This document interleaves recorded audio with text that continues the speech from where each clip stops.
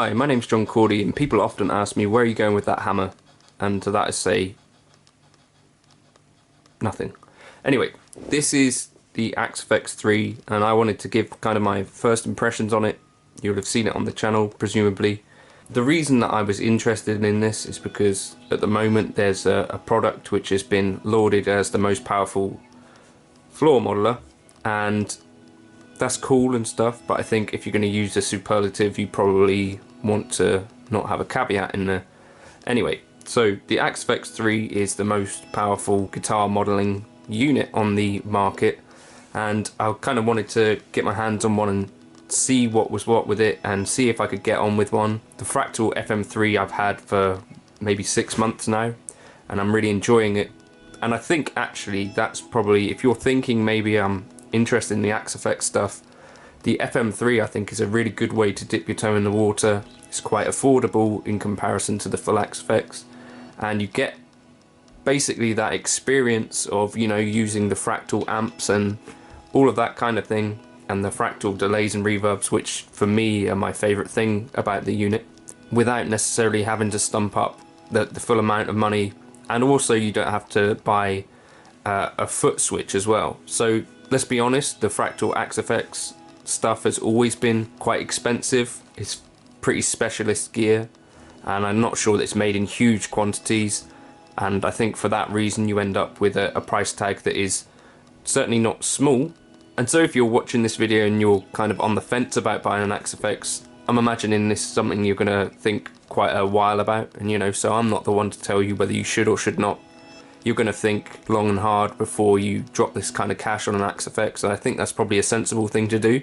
So I've got this on loan at the moment, and I've also got a Fractal FC6 to use with it, and I think that's a pretty good combination. It took me a while to set that up. I think you go into setup, FC controllers, and then there's this sort of menu system here where you can set up layouts and all this sort of stuff. If I hadn't already had an FM3, I'm imagining I'd have that same kind of experience that I had with the FM3 initially, where I was a bit like, ooh, where do I start with this?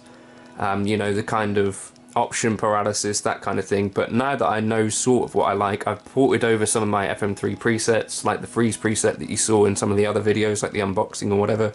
I'm just sort of taking it a bit slow. And so for instance, this morning I had this Cameron preset that I was using, and I added alongside that a Comet amp, so I'm doing like dual amp thing. So this preset is only kind of hitting 48% of the CPU, and I'm using 2 amps and dual cabs on each line, you know, a reverb and a plex delay. So it's a fairly substantial signal chain there, relatively anyway. You know, there's not loads of stuff going on in there, but you know, a dual amp, dual cab setup. So 2 amps, 4 cabs, and a plex delay. You know, on the FM3 I couldn't do the dual amping thing, and sometimes I was getting close to the CPU limit, but not most of the time. So if you've got an FM3 and you're finding yourself maxing it out all the time, then there's a good argument that you're going to find more of what you're looking for in the Axe FX. But if you're not, then you know, potentially you might be fine with an FM3 as it is. But anyway, first impressions are I really like it, and the first impressions are that now that I've used the FM3, I'm kind of used to, or more used to than I was, the Fractal interface. It's certainly logical. It's not the same issue that I have with like the Boss interface, where it's a little bit difficult to kind of find your way around it, you know, or things like cabs being turned off in recording mode.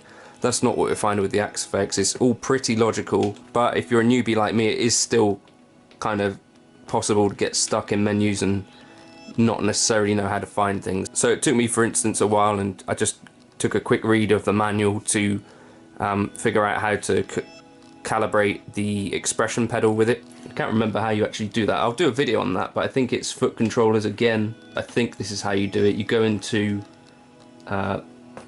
on this page you go setup, then ins and outs, enter, and then if you're plugged into pedal 1 back here, you go to calibrate pedal and press enter and move it through the sweep. So once you've done these things once or twice, it's fairly straightforward, but the initial kind of setup is a little bit, you know, it just takes some work and some reading of the manual. But I think if you're spending the kind of money that you are on the Axe FX, you're going to probably be prepared to read the manual. I doubt whether anyone would spend that kind of money on a thing and then go, well, I don't have time to read a manual to get the best out of it. And I think, yeah, probably that's what people are going to do, or you're going to do if you're considering getting one. So yeah, am I enjoying it? Yes.